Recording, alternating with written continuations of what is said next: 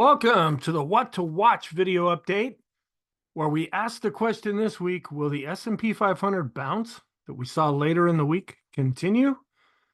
This is being prepared for Monday, August 12th. And what I do with these videos is I have some positive charts and I have some negative charts.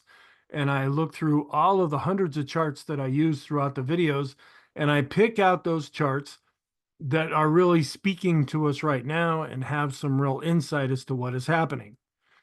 Before I get started, I do have a program called the SPX Investing Program. It's free for right now. I will be locking that down. There is a link in the description below this video that will take you to the website or to some more videos to find out about the program. You can also email me if you have any questions or feedback about the program. This video is just one of many that I do every week. This is the last video that I do each week. And these are weekly videos, and those are meant to supplement the daily video. That's where I do my analysis. Just as an example, last Monday, of course, we had a big down day. People that didn't even know about the VIX were suddenly talking about the VIX. We were seeing that leading up before it even happened on Monday, and we were able to position ourselves into some bearish type positions. All of our long positions were hedged. And so we didn't lose any money. We actually made some pretty good returns with the big down move that we saw in Monday's session.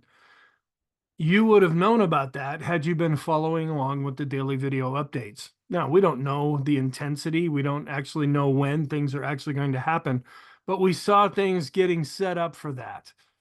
And so if you want to get an up-to-date information each day, the daily video is really the video you should pay attention to. All right, let's go through and talk about those things that are positive. Believe it or not, there are some positive things right now. When we look internally at the S&P 500, yeah, the advanced decline line, both based on price and volume, it's taken a bit of a hit, but it's hanging in there for the time being. Now, we are seeing things looking a little bit better based on price. That's positive. The negative side is we saw volume really leading price lower, and it still has yet to come back to these levels where we are already seeing them back based on price. That's a little bit of a concern. So even though this is holding up and we're above the moving averages with both, we're a little concerned because volume has been leading things to the downside. Also, we didn't see a whole lot of new highs generated, but we didn't see a whole lot of new lows generated, even with the downturn that we saw. We are dropping off with our 5 period and our 10 period, but when we look at these, we still see the new highs are numbering the new lows, outnumbering the new lows. And so this is another internal measure that's hanging in there for the time being. We also look at the advanced decline ratio on a short-term basis. That's based on 19 periods, also 39 periods, and both of them are above zero. Now, we dropped well below that earlier in the week, but we were able to bounce back up. So this is looking positive as of right now. Also, we were able to climb back above the zero line with the S&P McClellan oscillator. Whenever we're above zero, that means there's some internal strength going on there. And that also helps the chart right after this. When we're above zero, then we see the summation index. Now, it's flattening out after it had been declining. But if we can stay above zero, this will start to turn and actually go higher. One thing that's concerning, though, is that we're still seeing volume declining. And we saw volume declining quite a while before we saw price start to decline. So that's a negative divergence. So even though we're looking a little bit better with these charts, we still want to respect that there's some negative things that are coming out as well, especially based on volume. We're hanging in there pretty good. When we look at the advanced decline line for the S&P 500 based on price, we're bouncing up. We're also bouncing up based on volume, but notice how we were going down a lot more based on volume as well. So there's something positive in that we're going back up, but we want to be aware of this negative divergence as well between price and volume. We're pretty much flat, but we're bouncing back up with our 20. We're going up with our 50, and we're pretty much flat after being lower with the 200. So taken all together, this exponential moving average study that's based just on the S&P, it's not looking internally, it's just looking at the S&P 500 itself. This is still holding up fairly well. And then we look at those stocks above their 20-period moving averages. Now, this is still below 50. So this chart in and of itself is negative, but improving. The reason why this is on the positive side is we're crossing back above 50 when we measure those stocks above their 50-period moving average. And we're going, well, we ticked down a little bit, but we're above 50 with the 100-period moving average study. We also ticked down, but we're well above 50 with the 200. So longer term, we're still holding up. It's more the short and even somewhat intermediate term that's under the most pressure right now. And we want to keep an eye on the Fibonacci levels. We didn't get down to this level yet. And so that's why this is on the positive side of things. If we had come down here and bounced off, that would be even more positive. But just the fact that we're still above these retracement levels are considered to be positive right now. This is also positive. This is a weekly chart of the S&P 500. We did fall down below this R2 level, but so far we've been able to hang out around this R1 level, which is at the 5110, 5111 level. And if you've been watching these videos for a while and the other videos that I do, you've been sick of me talking about this. Well, we came down and that was near the low that we set on Monday, and we bounced up off of that. And even the weekly bar looks fairly healthy. We opened at the low, we closed near the high for the entire week. So we did see some improvement, but this support level is still holding up longer term. We also were able to get back up into the cloud. Now there's a negative side and a positive side to this particular chart. We're negative in that the blue line is below the red line. We're positive in that the green line is starting to bounce back up. And we're also positive that we were able to come back into the cloud here after we had fallen below it. And this whole area tends to act as support. This is another thing that I was watching, and given the intraday charts that I was following on Monday, we were hitting a support level intraday.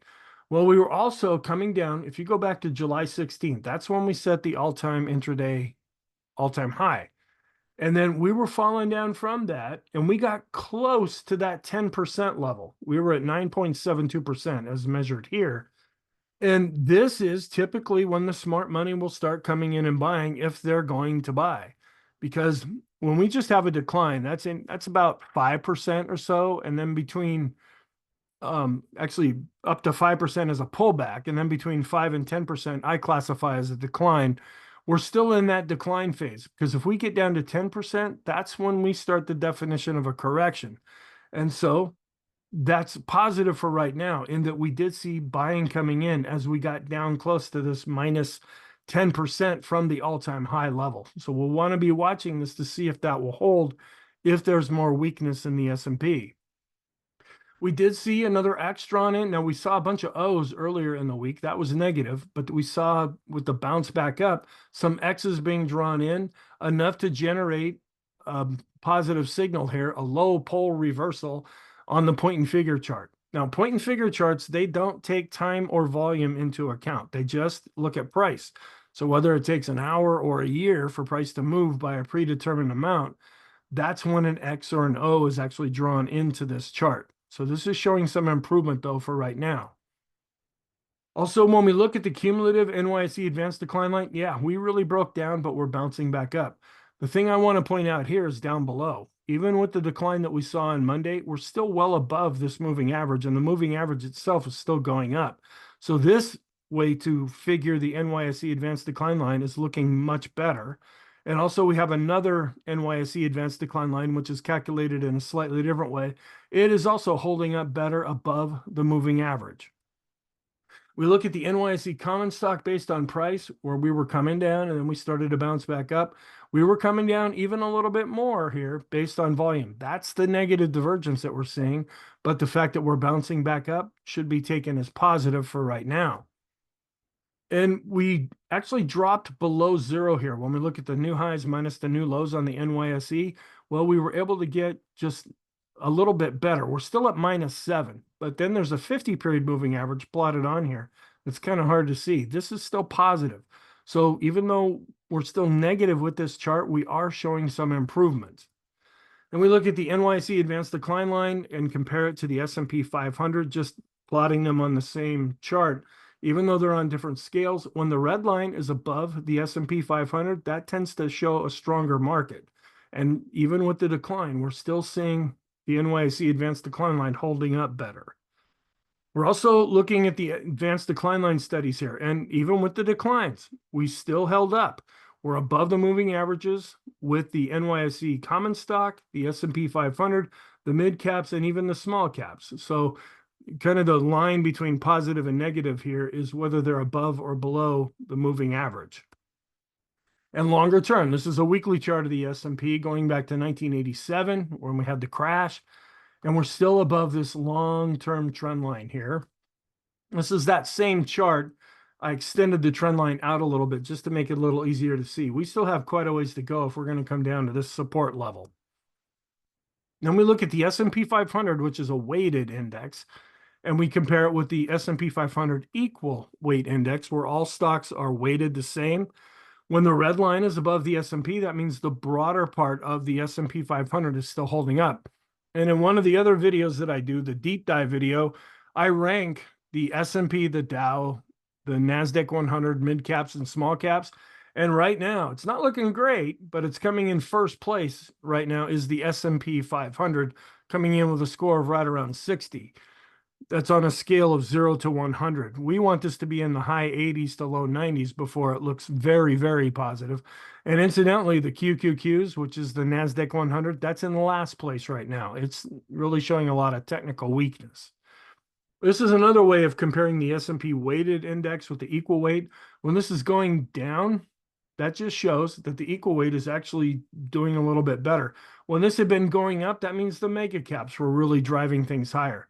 And we're starting to come back up. We're going to need to see some leadership if the market's really going to turn back and go positive and drive the indexes higher. We need those mega cap stocks to really perform better than they have been. The Dow, I'm treating this as positive because we're just a little bit above this pivot point and its 50-day moving average. And the long-term trend for the Dow is still positive. And believe it or not, what might have provided some support on Monday was we came all the way down to the 200-day moving average with the small cap index. And we were able to bounce up off of that, and we're above the 50-day moving average. Now, an awful lot of damage has been done, but it looks like we are showing some improvement here with the small caps. Now, another way of looking at the small caps is looking at the Russell 2000 small cap index. This is still below its 50-day moving average, so it's not looking quite as positive. Also, with the RSI on top, we're still below 50, even though it is bouncing up a little bit here. But on a short-term basis, the momentum continues to be negative. So there's some positive things and some negative things to take away from this. One area that's been holding up fairly well is the bank ETF.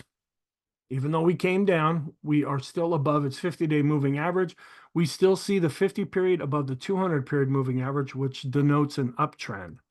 The financial sector, which also was under some weak, everything got taken out on Monday. It didn't matter what it was.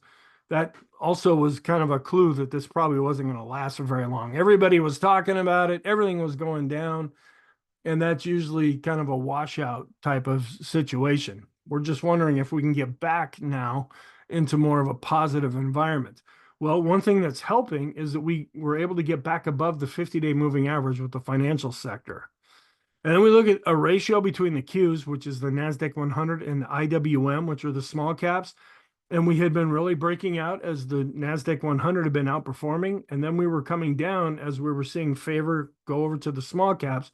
Well, this really took a hit with this ratio, but now it's starting to go back up to these previous high levels.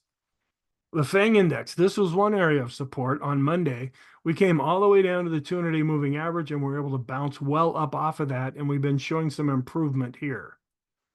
Then here's another look. I just drew some trend lines. Now, these are kind of liberal here. My personal take is horizontal lines that go across. They're more powerful than trend lines because some people are very liberal with their trend lines, and you can draw enough lines on here to make it say pretty much whatever you want. Well, I tried to go from this low to this low and then extend it forward. We did break below that, but we were able to get back above it. I also have another trend line going from this low to this low, and we are still below that. So we're positive in that we were able to get back above this trend line. We're still negative that we're below this other trend line. We look at another ratio between the NASDAQ 100 and the Dow. And even though it's been coming down, it's still at these very high levels where the perma bears thought we were going to top out, turn, and just go down. Well, that's yet to be seen for sure, but still this ratio is continuing to hold up. Here's a weekly chart of the NASDAQ 100 where we fell underneath this trend line. Well, we saw enough of a bounce to get back up to this trend line. And then looking at semiconductors and taking a ratio with the Dow, where this is still showing some weakness, but it is starting to bounce back up as semiconductors are seeing some buying, at least later in the week, this past week. Now we look at the negative side, and unfortunately, this side's a lot longer right now.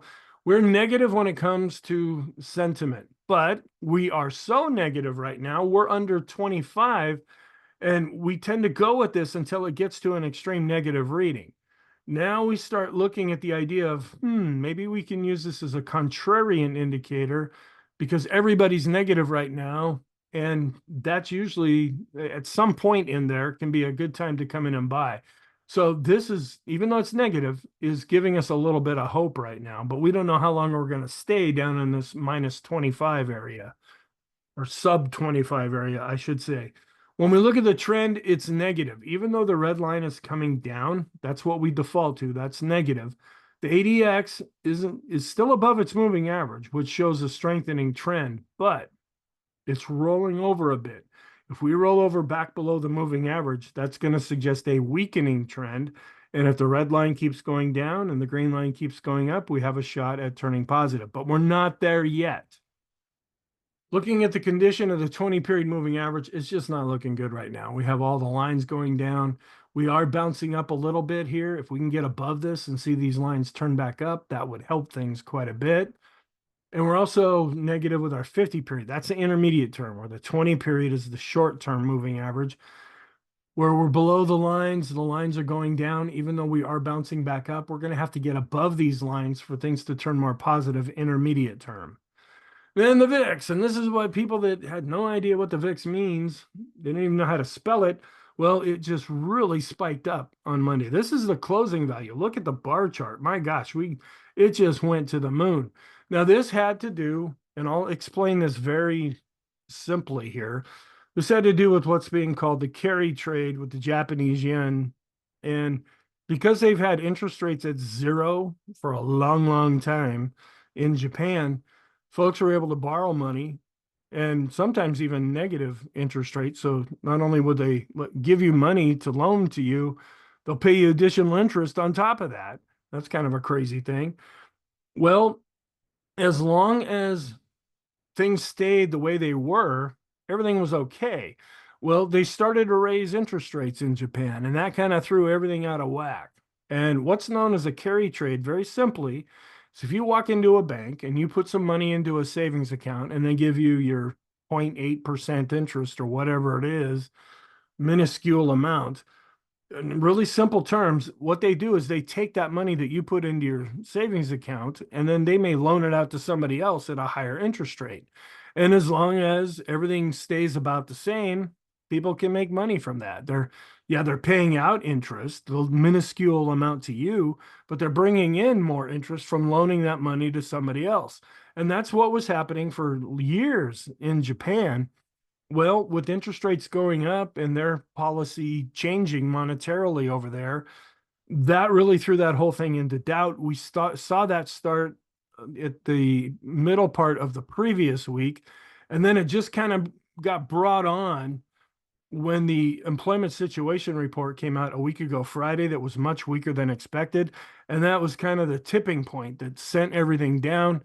And Japan was they were down 10%, and Taiwan and Korea, and then that bled over into Europe and then the US. And it was just a crazy day that everybody was talking about. Well, the next day in Japan with the Nikkei, they gained 10%. They lost 12%. They gained 10% back. And then the next day after that, they gained another 3%. So they recouped what was lost, and everything seemed to kind of settle down at that point. Well, in the meantime, the VIX just went to the moon. Now it's coming down, but it's still very, very high. Looking back to the good old days of like a week and a half ago when the VIX was very, very low and giving us really low type readings.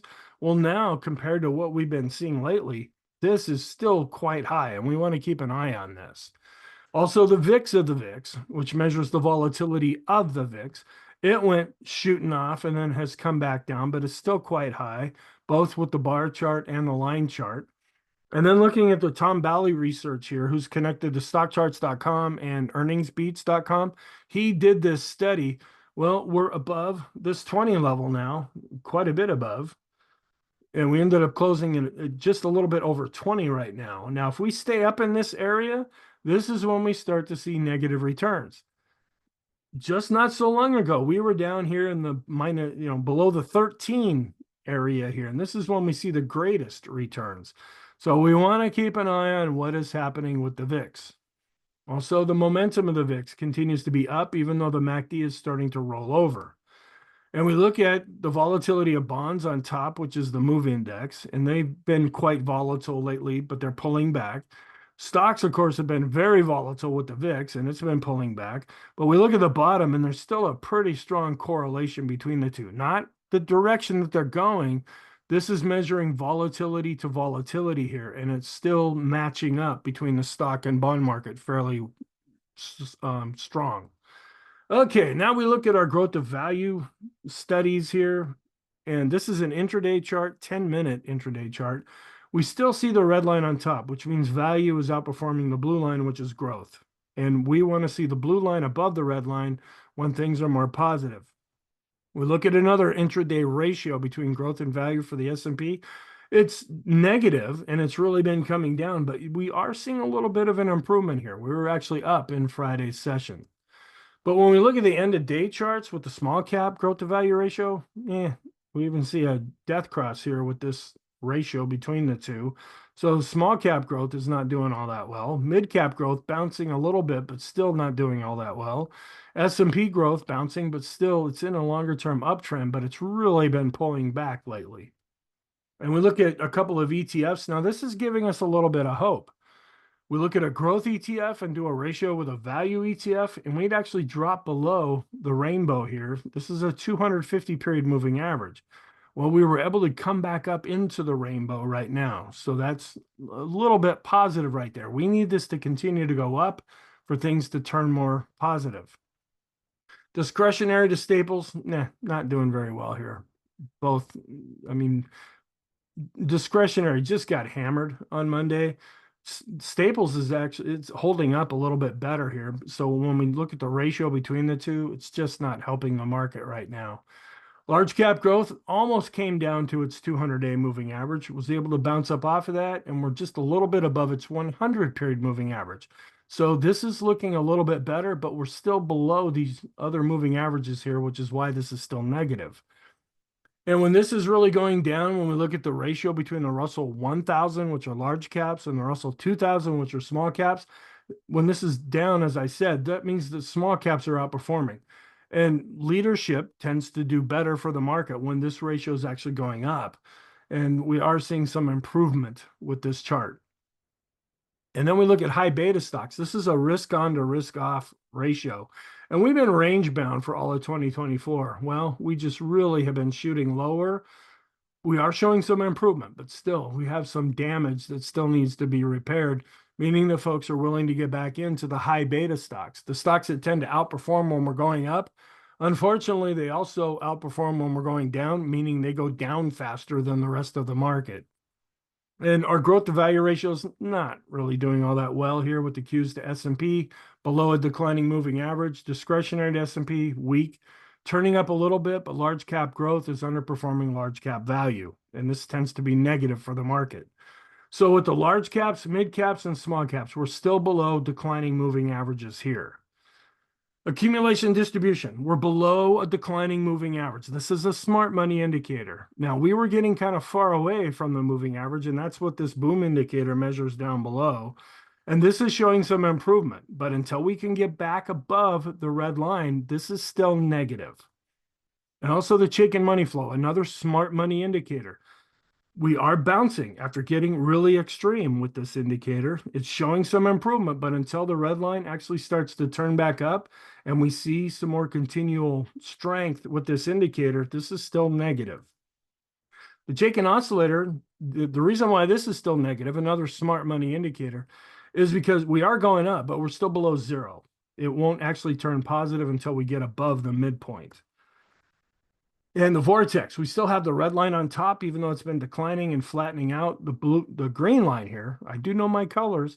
The green line is showing some improvement, but until they cross, this chart is still negative. And we're showing some improvement with the Swinland trading oscillator, but we're still below zero based on price and volume. We're negative with the daily chart of the parabolic SAR since the dots are on top. We're also negative longer term on the weekly chart, and this is a primary indicator as well.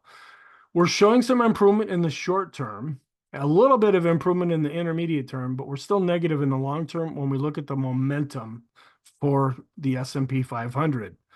And we still have to come back up to the 50-day moving average here. We're still below these lines for right now.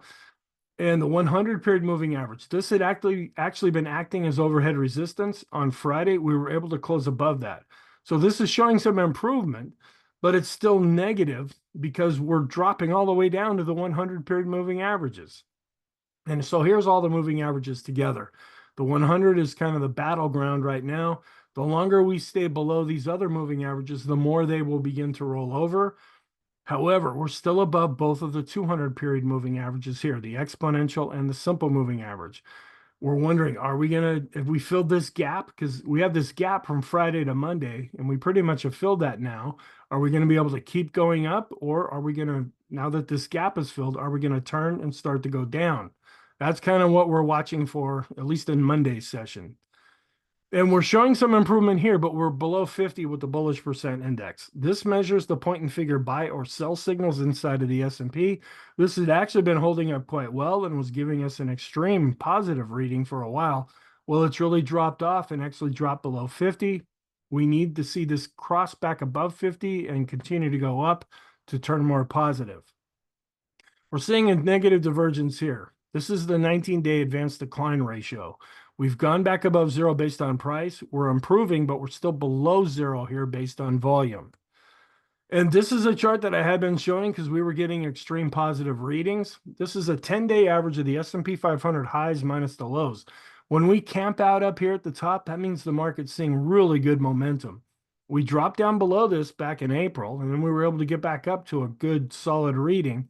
Now we've been weakening here a bit, and we need to see this turn around and go back up to turn more positive. And I'm not sure what to make of this. This is a thing called the mass index, and there are three parts to this signal. Two of them have already been triggered. Trigger number one is when we go above the red dash line. Trigger number two is when we go above the blue line. Trigger number three is when we turn and come back down and cross the red dash line again. Whatever the market is doing at that time, the mass index is trying to figure out that there will be a reversal at that point. Now you can go back and look at other signals, and sometimes this gave us some pretty good signals. Other times the signals were garbage. So that's why I don't use charts like this in isolation, just one of many things to look at.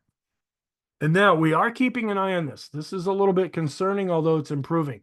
This is the spread between risky and not as risky bonds. And we have been going down, down, down, meaning there's really no fear in the market. Well, we spiked up recently, even though we're coming down. Now, to break this out a little bit, and I've inverted this, this is the chart that we were just looking at, but it's flipped upside down right now. We really spiked up here, which means we went down when it's inverted, but we are showing some improvement, but it's still giving us a pretty high reading. We want this to continue to go up, which really means down, for this to turn more positive. And then, of course, you can see how crazy the VIX ended up going too. Even upside down, it looks crazy. Now, we look at the NYSE McClellan oscillator. We've crossed back above zero with the S&P 500 McClellan oscillator. We're still below zero with the broader market NYSE McClellan oscillator. So when it's below zero, that means the summation index on the NYSE based on price is declining, as well as volume. And you can see that volume has been outpacing price to the downside, a little bit more of a negative divergence there. And we were looking really strong here with the NYSE bullish percent index. We were getting a really high reading, higher than what we've seen on this chart.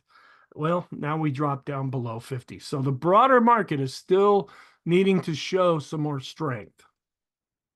Now, the NASDAQ 100 bullish percent index, it came down and was almost to an extreme negative reading. It is improving, but it's still negative until we get back above 50. And keeping an eye on the NASDAQ, we did drop down, but we opened at below the 200-day moving average, but we were able to get back above that. Now, this is negative because we're still below the 50-day moving average. We do have some potential overhead resistance here at this S1 level, but even this is showing some improvement. Also, the NASDAQ 100, a little bit above this pivot point here, but still below its 50-day moving average. It has a lot of damage to repair. And the momentum for the NASDAQ 100 is still negative. Even though we're trying to turn up, it's giving us an extreme negative reading. Until it crosses back above its moving average, this is still negative. And looking at the QQQs, which is the ETF for the NASDAQ 100, we're still above the 200-day moving average, even though we opened up below that on Monday. The thing that makes this negative is we're seeing the 20 period crossing below and staying below the 50 period moving average. Now, that's what happened back in April and into May. Now, it was able to repair that damage and go up from here. We're wondering, is that same kind of thing going to happen this time? Or are we just getting ready to wear off some of these extreme negative readings before we get set to go lower? That's what we'll be watching for here. The mid caps, they're still negative because they're below their 50-day moving average. And the Wilshire, it also is beneath its 50-day moving average. This is another broad market measure. We're also beneath the 50-period moving average with the total US stock ETF. And we look at the staples to tech ratio coming down a little bit. But when this is spiking up, that means staples are outperforming tech. That's a more defensive play. That's what the market gets into when they're afraid of a decline. We want to see this continue to go down if we're going to turn more positive. And we just want to keep an eye on the US dollar index. It's still in an uptrend here on the daily chart. We're getting ready to cross over negative on the weekly chart, but dollar weakness tends to help the US, the stock market. All right, and then we were really falling like really fast here with the 10-year yield. It's starting to go back up. That's why this is on the negative side to turn more positive. Now, we have to think of the context. Why are interest rates going down? Are they going down because the Fed may cut interest rates to stimulate the economy and just help it chug along even better? That would be positive. And that was the scenario up until a week ago that the market had still been playing with, but was starting to throw that into doubt with the employment situation report that came out a week ago Friday. That report came in a lot weaker than expected. And that shifted the whole scenario of the market, saying, uh-oh, this is weaker than we thought. Maybe we're going to get so weak with the economy, we're going to go into a recession. And that's what started to freak everybody out. And it was just led over by what was happening in Japan into Monday's session. So if interest rates do start to go back down, what's the context? It can be positive to help small caps and mid caps and the whole stock market with lower interest rates. But if interest rates are going down because they're fearing a weakening economy, that could actually be negative for stocks. All right, we're going to do some ratios between stocks and bonds here. This is a broad market measure with 1 to 3 year bonds. We're showing some improvement, but we're still inside the rainbow here. We look at another broad market measure and then go to 3 to 7 year bonds, showing some improvement and still inside the rainbow. We look at the tech sector, compare it with 3 to 7 year bonds. We actually fell below the rainbow, but we're starting to bounce back up. We look at riskier bonds, which are junk bonds, and we compare them with conservative bonds like government bonds, which are ultra safe.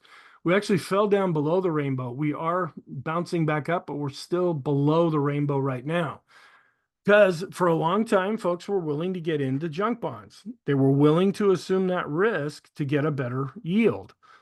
Well, if interest rates have topped out because the economy is getting ready to go into a recession, folks are going to start bailing on the junk bonds and they're going to get into government bonds to lock in a safe, higher yield if they think rates are going to go down from here. And that's why we're seeing this ratio really going down. All right. Then we look at cash, 1 to 3 month T-bills, and compare it with 3 to 7 year bonds. This had been coming down, which is what we want if we want the economy to be stimulated by a rate cut. But if it's falling because the economy may be getting ready to go into a recession, that changes the whole context of this here. Now, this is bouncing back up, but we want to keep an eye on this and keep an eye on what is the market reading into this. And you're going to see this through a lot of these charts. Looking at 1 to 3 year bonds, comparing it with 3 to 7 year bonds, we are declining, which that's what we wanted until it looked like we might go into a recession according to the market. But now we're bouncing back up here a little bit. The Qs, the 3 to 7 year bonds, we came right down to the lower end of this rainbow, the 250 period moving average, and we've been able to bounce up off of that.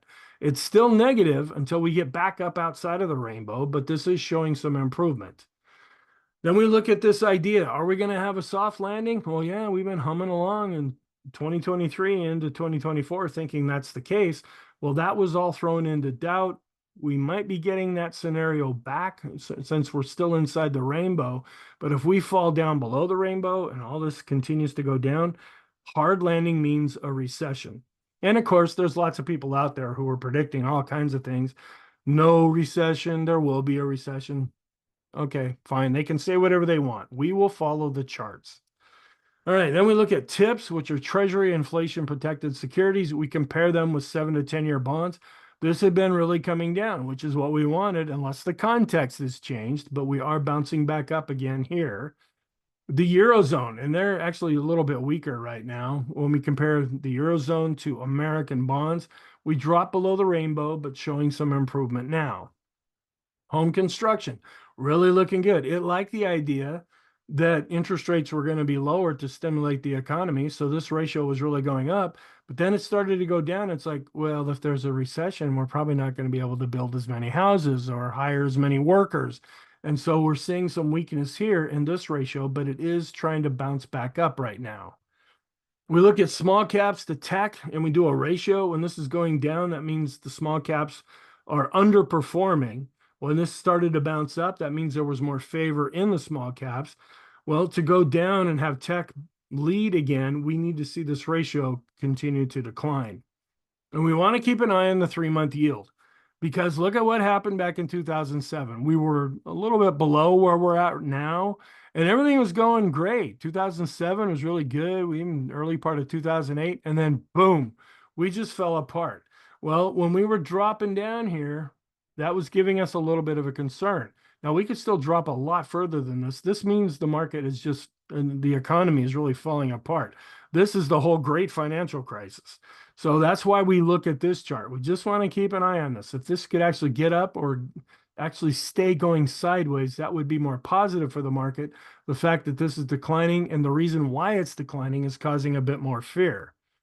We look at the S&P to utilities ratio, and this is going up. The S&P is outperforming. Well, it bounced up on Friday, but this is still going down overall, which is more negative for the S&P. And this had been positive for quite a while, but now it's turned negative. This is the Amex, NASDAQ, and NYSE and a 5-period moving average of the highs minus the lows. We are below zero. So that's turning things more negative in a broader sense. And then this can often be positive, but it depends on the context. When we spike up, this actually looks like a Head and Shoulders top here, or a big McDonald's kind of offset symbol. But anyway, when this goes up and then starts to come down, that will often support the S&P. But if the context has changed, this could actually end up being more negative. And then we look at the Staples to S&P ratio, and this is going down. That means the S&P is going up. Well, this is really going up, even though it came back down slightly. We want to see this come down to turn more positive on the market. We want to keep an eye on oil, mainly for geopolitical reasons. There is a threat of escalation in the Middle East. So far, the market's really been ignoring that. But if something does erupt between Iran and Israel, it could really shoot the price of oil up. That would be more negative for stocks because that's geopolitical. Now, if oil was going up because their earnings are better and the companies are doing well and people want to invest in them, that's a whole different context. Right now, we're watching this mainly for geopolitical reasons. And we want to keep an eye on utilities. This is an area that folks tend to get into when they turn more defensive on the market, and we are really doing well with this sector. But you can make another case for that. We need utilities because of AI and because of Bitcoin mining and because of electric vehicles and all this other stuff. And so there's a greater demand for this. And so folks are getting into it for that reason. So there's a positive side and a negative side to take from this. Now, this tends to be more defensive too. These are staples. These are, just think of toilet paper and toothpaste. These are things that people have to have when, no matter what happens in the economy. And this has been in a solid uptrend for quite some time now. Now, when you compare it to the S&P, it's really underperforming. But when you look at the sector all by itself, it's really holding up quite well. And this tends to be more defensive. This is what folks get into.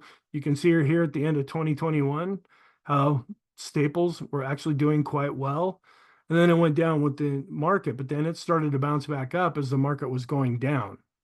So we just want to watch this one. Healthcare, another defensive area because you need healthcare no matter what is happening economically. This is actually in a pretty solid uptrend above its 50-day moving average. So thank you. I really hope you found this helpful. If you want updates of all these charts and what's going on in the market, please tune in to the daily videos. They are available publicly right at the close for that particular day. So I hope you have a wonderful weekend, and I will talk to you in the next video.